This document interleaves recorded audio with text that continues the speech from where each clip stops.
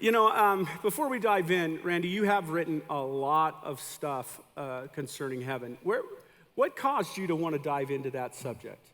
It actually happened when my mom was dying of cancer in 1981.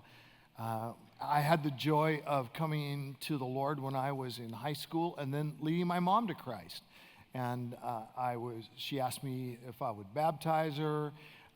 Did that in an assembly of the church, and she started teaching fourth grade Sunday school, and she was a wonderful mom anyway, even before she came to the Lord. But we just got so close. But here, fast forward years later, she's dying of cancer, and I would come to her bedside every day and read to her from Scripture. And for some reason, with all the passages that I could read to her about heaven, I kept turning to Revelation 21 and 22, the last two chapters of the Bible.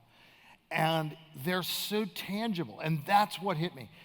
This is so physical. We've got a city, and it's got walls, and it's got these precious stones which are named, and they have weight and substance. And then there's this great river flowing through the city, and there's the tree of life growing on both sides of the river, which makes it more like a forest of life. So it's like Eden, but way more, and even way better. The redeemed earth will be so much better than the original earth, even the original Eden. And as I would read these passages to those two chapters to my mom, I was just struck with, I was not really taught this at all in Bible college and seminary, and I had not preached on this, even though by then I was a pastor.